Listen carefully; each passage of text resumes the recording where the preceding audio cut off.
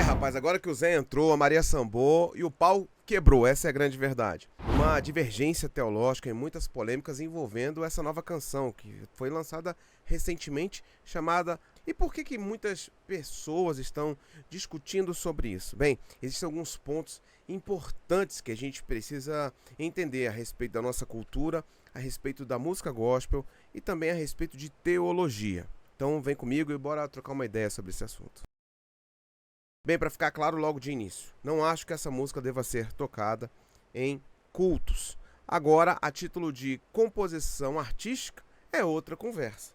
Então a gente precisa deixar isso bem dividido. Uma coisa que realmente fica muito difícil de entender é a intenção do coração dos músicos ao comporem uma canção como essa. Partindo do pressuposto que era louvar a Deus em espírito e em verdade, o que eu posso presumir então é pedir a Deus que eles entendam que passaram sim de uma linha vermelha, extrapolaram um pouco, não na má fé e não na questão de querer trazer ervas estranhas para uma teologia da sua igreja. Não vou acreditar nisso. E também, como a maioria das pessoas não concordam com essa canção, também chutar cachorro morto nesse sentido também já pode ser um pouco de covardia. Aqui, como muitas pessoas gostam do que eu falo, querem estudar teologia comigo, aprendem homilética comigo, já fizeram a jornada Pregue Bem a respeito de comunicar bem uma mensagem, é importante entender também o processo de transmissão de uma mensagem na música, na canção. Um trechinho ou outro da música dá pra colocar aqui, mas não pode muito porque eu fico preocupado de dar copyright ou algum tipo de coisa aqui na plataforma. Então, você conhecendo a música, se você não ouviu ainda, eu te recomendo que escute uma vez apenas para você poder entender o que está acontecendo, mas sob circunstância nenhuma, recomende para o Ministério de Louvor colocar na doxologia, né, nas canções da liturgia do culto da sua igreja. Vamos elencar um primeiro problema. Ambiguidade. Vamos dizer a respeito desses arquétipos de fronteira. O ponto central dessa controvérsia reside na utilização desses nomes e símbolos que possuem forte carga semântica com outras religiões, e especialmente, pessoal, de matrizes africanas. E claro, não é nenhum tipo de rejeição a outra religião, muito menos intolerância religiosa, não é isso. É apenas uma apologética, defesa da nossa fé e da prática da nossa expressão de fé, tá bom? Então eu, como cristão, respeito as religiões de matriz africanas e que eles possam cultuar a fé e o Deus de cada um no seu legítimo espaço e tá todo mundo bem com isso. Mas trazer para dentro da minha, eu não quero, assim como eu imagino também que ele lá não queira colocar dentro da fé dele a minha expressão de fé, e tá tudo bem por isso. Então o contexto de Zé e Maria são nomes comuns, são nomes de brasileiros, perfeito. Até aí ninguém vai discutir. Mas a questão do Zé entrou, a Maria sambou, o céu coloriu, a saia subiu. Irmãos, é muita coincidência, gente. Então, e eu tô tratando como coincidência. São características e ações de um culto afro, de uma religião de matriz africana para adoração a outros deuses. Quem se lembra da música da Ivete Sangalo, quando ela fala: a minha sorte grande foi você cair do céu, minha paixão verdadeira, meu anjo querubim, não sei o que, e caiu e levantou poeira.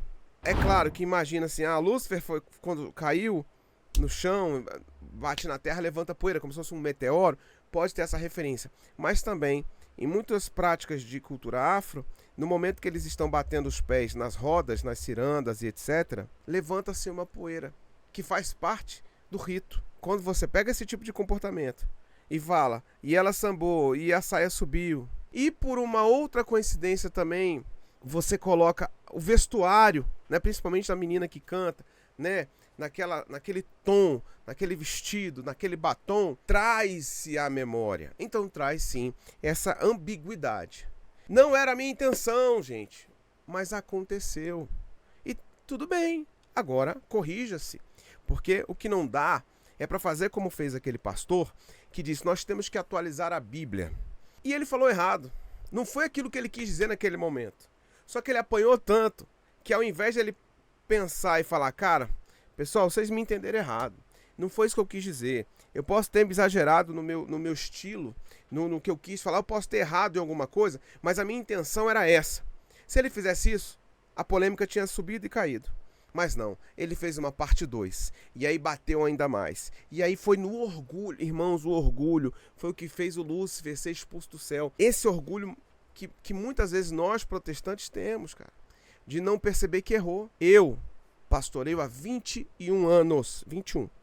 Parece que eu tenho 21 anos, né? Não, pois é, tem 21 que eu dirijo igreja, pastoreio ovelhas, né? Nos últimos anos tenho servido como pastor auxiliar do Ministério de Homens e do Ministério de Comunicação da igreja. Não tenho sido pastor sênior nos últimos 5 anos, né? Mas como estou numa igreja 50 vezes maior do que a que eu dirigi, então as dificuldades só aumentam. Mas em 21 anos dirigindo igreja, eu confesso para vocês, eu já falei coisa errada, eu já ensinei doutrinas que hoje eu não concordo. E fui no altar, falei, irmãos, em determinado momento da minha vida, eu pensava assim. Hoje eu penso diferente. Eu já acreditei nisso, hoje não acredito mais. Eu já preguei uma coisa errada e a Bíblia diz outra coisa. E eu fui. Por quê? Porque maravilha? Não, eu fiquei com vergonha, fiquei reflexivo, sabe? Posterguei, não foi no domingo seguinte que eu fiz isso, porque eu percebi que eu ensinei uma coisa errada. Mas como responsável de guiar um povo e prestar conta diante de Deus, quando a gente se equivoca, a gente precisa corrigir. Então quando fala Zé e Maria, muitas pessoas associam a quem? O Zé Pilintra, Maria Padilha, que são nomes, entidades, né? Dá-se o nome correto aí, se eu falei errado, me desculpem, né? Mas dá-se o nome de entidades de outra expressão de fé. E aí, essa duplicidade, essa dubiedade traz um desconforto. E por isso a gente entra no segundo ponto, que as pessoas vão falar, a brasilidade. Bem, vamos falar então de brasilidade. A pessoa que discorda disso é porque não tem o coração abrasileirado, é porque foi formatado numa cultura americana, missionários. E isso que é o grande medo que eu tenho quando eu vejo alguns argumentos. Eu sinceramente penso que se uma canção como essa precisa de várias notas de esclarecimento e precisa de vários vídeos dos próprios autores se explicando, é porque alguma coisa não encaixou direito. Mas vamos continuar. Se a ideia era brasilidade, tire o som da música. Tire o som da música. Só assista as cenas, sem a música. Isso é brasileiro? Isso que nós estamos vendo é brasileiro? Pessoal, é worship, é cenário worship, banda no meio, parede preta, a galera ao redor, o vestuário de todo mundo. Gente, isso aí é o que acontece nos Estados Unidos, no Canadá, na Austrália. Isso é brasilidade? Não, a gente quis fazer um worship estrangeiro, americano, mas a letra é na brasilidade. Aí confunde ainda mais. Porque se você está num cenário brasileiro e etc., você tem brasilidade. Agora, esse formato aqui americanizado, esse formato estrangeiro, falar de brasilidade é um pouco complexo. Então, quando eu vi, eu fiquei confuso nesse contexto de brasilidade. Pessoal, não é preconceito com ritmo. Não, jamais. Todos os ritmos adoram a Deus, inclusive o metal pesado, o heavy metal, né? Eu já tive a oportunidade, conheço a banda toda lá do Metal Nobre. Os caras são incríveis, crentes, gente boa, né? Homens de Deus. E é pauleira a música deles, não é o ritmo. Pode ser um samba, pode ser, sabe, pagode. O ritmo nada mais é do que o ritmo. O que determina é a saúde da canção, é a letra. Então, nós temos muitas músicas brasileiras, abrasileiradas, com um poder bíblico profundo. E aí uma das defesas foram, você tem que entender o álbum inteiro, você tem que entender todas as canções. Cara, aí fica difícil. Porque a música não foi envelopada dentro de um projeto inteiro. Ela foi lançada individualmente. Ah, não, mas tem todas as faixas. Não, mas essa faixa não está dentro de outras faixas. Ela está individual. Então, eu posso ter a condição de ouvi-la individualmente. E um produto cristão, ele precisa ser suficiente individualmente. Eu vou dar um exemplo. Nós lançamos um projeto muito legal de especial de Natal. E esse especial de Natal é um musical. E tem várias músicas. E tem canções ali que os personagens estão cantando para fazer com que a peça avance. Então tem um irmão que interpreta um anjo e ele canta uma canção angelical. E essa música de anjo, só um anjo pode cantar. Tem até um refrão que diz, nós os anjos cantamos. Então é uma música, é artística, está dentro de um processo de divulgação da arte cristã, inclusive evangelístico. Agora, o que não dá é eu pegar essa música e soltar ela no Spotify. É eu soltar essa faixa da música, que tem 8 minutos, 7 minutos, e colocar no YouTube só esse corte, sem explicar o que está acontecendo. Além disso, nós temos um momento onde o opositor, que faz o papel do diabo, ele tem a sua canção e ele expõe a opinião dele cantado. E a música é muito divertida.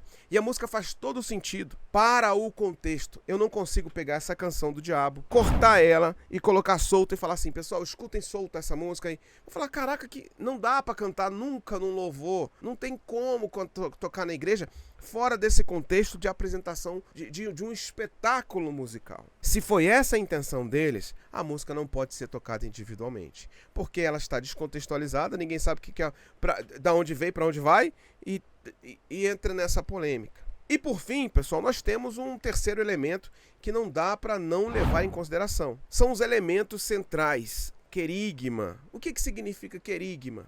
É a mensagem do evangelho de arrependimento, de salvação, cristocêntrica. Não fala nada disso na música. A música é linda, a música é bem tocada. Quem canta, canta muito. Quem toca, toca muito. Quem se apresenta, manda bem nos seus instrumentos. Tá tudo muito bonito ali. Mas há o querigma longe, a ausência do querigma, a ausência dos elementos centrais de evangelização, de glória, de louvor cristocêntrico, que fala da obra redentora. É claro que não é toda a canção que precisa ser exatamente foi na cruz, onde um dia eu vi meus pecados castigados. Não precisa ser isso, é claro. Não precisa necessariamente ter verbalizado a obra redentora por completo, de início ao fim, mas precisa ser cristocêntrico. Precisa mostrar os elementos da fé que professamos. Todas as músicas dignas que a gente... Ah, pastor, mas tá cheio de música aí que não tem essas coisas e canta na igreja. E tá errado também, gente. E tá errado pra chuchu. E não é só de agora, não. Porque muita gente fala mal das canções de hoje em dia. Eu me converti nos anos 2000, ali 99, 2000. Era cheio de música ruim nessa época também. Porque quando eu ouvia Kleber Lucas no auge, Kleber Lucas crente, quando eu ouvia Diante do Trono, quando eu ouvia David Keelan, quando eu ouvia outras canções americanas, a galera falava, ih, essas músicas não, bom era na minha antiga. Aí a antiga, que era maravilhosa também, Comunidade Internacional da Zona Sul, Azaf Borba, etc., a galera falava, não, esses caras são muito moderninhos. Bom mesmo era Vitorino Silva, Oséias de Paula, Grupo Logos, né? E sempre quem tá na faixa musical daqui faz nostalgia pra sua geração anterior. Até voltar em Castelo Forte lá com Lutero. Não adianta, gente. Vai haver críticas sobre a geração atual da música. Sempre vai haver, sempre vai haver. E tá tudo bem. Em todas as épocas, tem músicas boas e músicas horríveis. Tem louvores que vão marcar gerações, que se perduram pelo tempo. E tem canções que vão ser dissipadas com poucos dias, porque é só hype, trend, vibe e etc. Tem até música gospel que se preocupa apenas com 15, 20 segundos para usar no Reels, para ver se ela viraliza. É uma vergonha. Mas...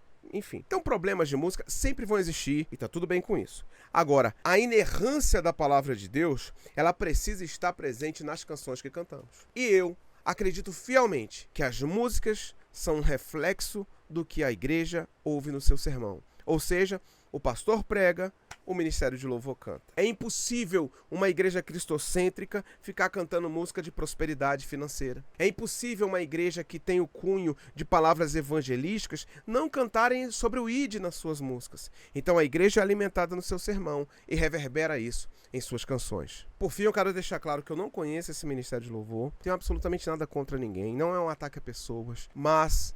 a respeito dessa canção, há uma fragilidade muito grande. E a título cultural é uma linda canção, mas a título teológico e a título de músicas para serem cantadas nas congregações, músicas para serem cantadas nos ministérios de louvor, músicas para serem colocadas no nosso fone de ouvido enquanto a gente está treinando, tá lavando a louça. Meu irmão, aí não tem a minha recomendação. Bem, se você chegou até aqui, muito obrigado pelo carinho da sua audiência, que Deus te abençoe muito. Notifique-se se você é inscrito aqui no canal, se não for, seja muito bem-vindo à nossa família, aqui tem vídeos periódicos, semanais, para que Deus possa edificar sua fé e que a gente caminhe junto, tá bom? Compartilhe esse vídeo se você puder, é claro, para mais pessoas conhecerem o nosso conteúdo aqui, o nosso canal. Deixe seu like e comente aqui no final o que você acha dessa canção, tá bom? Vamos abrir um debate saudável aqui, equilibrado, tá bom? Eu vou ficando por aqui, mas tem muitos outros vídeos para você assistir. Um beijo no seu coração, forte abraço, tchau, tchau.